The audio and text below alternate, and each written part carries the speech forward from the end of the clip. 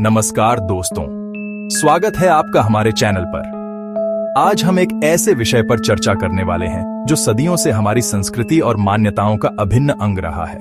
आज हम बात करेंगे नरक की। नरक, जिसे आमतौर पर पापों की सजा का स्थान माना जाता है, एक ऐसा विषय है जो जिज्ञासा और भय दोनों पैदा करता है। यह एक ऐसा विषय है जो हमें बचपन से ही सुनाया जाता है। दादी नानी की कहानियों में, धार्मिक ग्रंथों में और पौराणिक कथाओं में नरक का उल्लेख बार बार आता है। कहा जाता है कि बुरे काम करने वाले मृत्यु के बाद नरक जाते हैं। वहां उन्हें उनके पापों की सजा मिलती है और वे भयानक यातनाएं सहते हैं। लेकिन क्या सचमुच नरक होता है? क्या यह सिर्फ एक कल्पना है या इसका कोई वास्तविक आधार है? यह एक ऐसा प्रश्न है जो सदियों से लोगों के मन में उठता रहा है। गरुड़ पुराण के अनुसार नरक एकदम सच है। यह एक विस्तृत विवरण प्रदान करता है कि नरक कैसा दिखता है और वहां किस प्रकार की सजाएं दी जाती हैं। यह एक ऐसा लोक है जहां पापियों को उनके कर्मों का फल भोगना पड़ता है। उनके द्वारा किए गए बुरे कर्मों का हिसाब रखा जाता है और उसी के अनुसार उन्हें दंड दिया जाता है। यहाँ कई तरह के नरक हैं जिनका वर्णन गरुड़ पुराण में मिलता है। प्रत्येक नरक विशेष प्रकार के पापों के लिए निर्धारित है और हर नरक में अलग अलग तरह की यातनाएं दी जाती हैं। कुछ नरकों में आग की भयंकर ज्वालाएं हैं तो कुछ में बर्फ की ठंडी यातनाएं। अब आप सोच रहे होंगे कि आखिर ये नरक बनाए ही क्यों गए, इनका क्या उद्देश्य है? तो दोस्तों, नरक का उद्देश्य हमें डराना नहीं है। ये सिर्फ भय पैदा करने के लिए नहीं है। ये तो हमें सही रास्ते पर चलने के लिए प्रेरित करता है। यह हमें अच्छे कर्म करने और बुरे कर्मों से बचने की प्रेरणा देता है। यह एक तरह से ईश्वर का न्याय है जो सृष्टि में संतुलन बनाए रखने के लिए आवश्यक है, जो यह सुनिश्चित करता है कि हर किसी को अपने कर्मों का फल मिले। चाहे वह अच्छा हो या बुरा, हर कर्म का फल अवश्य मिलता है। इसलिए हमें हमेशा अच्छे कर्म करने चाहिए और बुरे कर्मों से बचना चाहिए।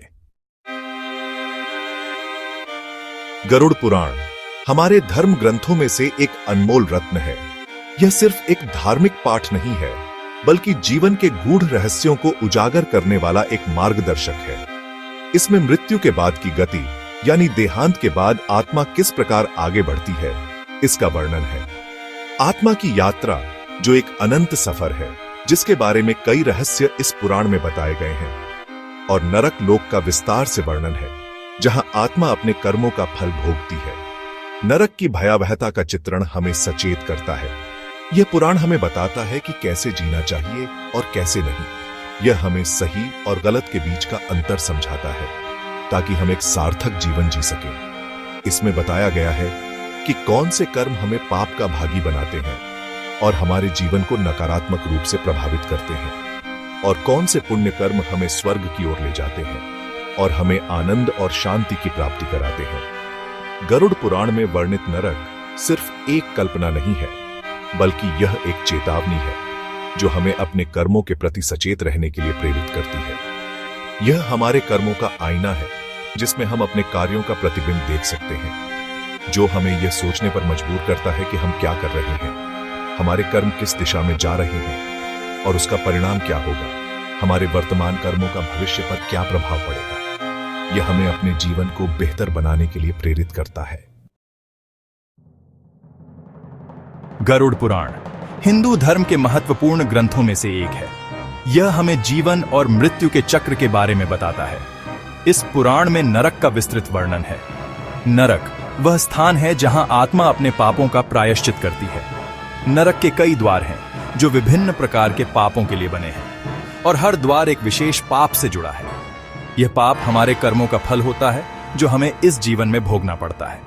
झूठ बोलने वालों के लिए तामिस्र नरक है, जहां उन्हें घोर अंधकार का सामना करना पड़ता है, जहां उन्हें अंधेरे में रखा जाता है। यह अंधकार उनकी आत्मा को कष्ट देता है और उन्हें अपने झूठ का एहसास कराता है। चोरों को रौरव नरक में भेजा जाता है, जहां उन्हें उनके कर्मों का फल मिलता है, जहां उन्हें भूखे शेरों के बीच फेंक दिया जाता है। यह एक भयानक पीड़ा है जो उन्हें उनके चोरी के पाप का एहसास कराती है। इसी तरह हत्या एक जघन्य अपराध है जिसका दंड भी उतना ही कठोर है। व्यभिचार एक ऐसा पाप है जो रिश्तों को तोड़ता है और विश्वास को नष्ट करता है। छल कपट दूसरों को धोखा देने का एक तरीका है जिसका परिणाम हमेशा बुरा होता है। और दूसरे पापों के लिए अलग अलग नरक हैं। हर पाप का अपना दंड है, जो आत्मा को शुद्ध करने के लिए आवश्यक है। यहाँ यमदूत मृतकों के कर्मों का लेखा जोखा रखते हैं, जो उनके जीवन में किए गए अच्छे और बुरे कर्मों का हिसाब होता है, और उन्हें उनके पापों के हिसाब से दंड देते हैं। यह दंड न्यायपूर्ण होता है और आत्मा को अपने कर्मों का फल भोगने में मदद करता है। यह दंड शारीरिक जैसे कि यातना और पीड़ा और मानसिक दोनों तरह का हो सकता है, जैसे कि पश्चाताप और दुख। लेकिन ध्यान रहे, यह दंड हमेशा के लिए नहीं होता। यह केवल आत्मा को शुद्ध करने और उसे मुक्ति के लिए तैयार करने का एक तरीका है। एक बार जब पापी अपने कर्मों का फल भोग लेता है और अपने पापों का प्रायश्चित कर लेता है, तो उसे मुक्ति मिल जाती है और वह जन्म और मृत्यु के चक्र से मुक्त हो जाता है। दोस्तों, नरक की यह यात्रा हमें यह सिखाती है कि हमें हमेशा धर्म के मार्ग पर चलना चाहिए। हमें सदा सत्य बोलना चाहिए, दूसरों की मदद करनी चाहिए और किसी को दुख नहीं पहुंचाना चाहिए। अच्छे कर्म ही हमें नरक की यातनाओं से बचा सकते हैं और मोक्ष की प्राप्ति करा सकते हैं। यह जीवन बहुत छोटा है दोस्तों, इसलिए इसे नेक कामों में लगाएं और दूसरों के लिए प्रेरणा बने। यही गरुड़ पुराण का संदेश है, यही जीवन का सार है। आशा है कि आपने इस वीडियो से कुछ नया जाना, समझा और महसूस किया। अगर आपको यह विषय रोचक लगा हो तो वीडियो को लाइक करें, शेयर करें और चैनल सोलफलोरस को सब्सक्राइब करना न भूलें, क्योंकि आगे आने वाले वीडियो में हम बात करेंगे और भी रहस्यमयी ग्रंथों, तांत्रिक साधनाओं और आत्मा के रहस्यों की। और हां, नीचे कमेंट करके जरूर बताएं आपको कौन सा नरक सबसे ज्यादा विचलित या चौंकाने वाला लगा। मिलते हैं अगले वीडियो में। AUM नमः शिवाय।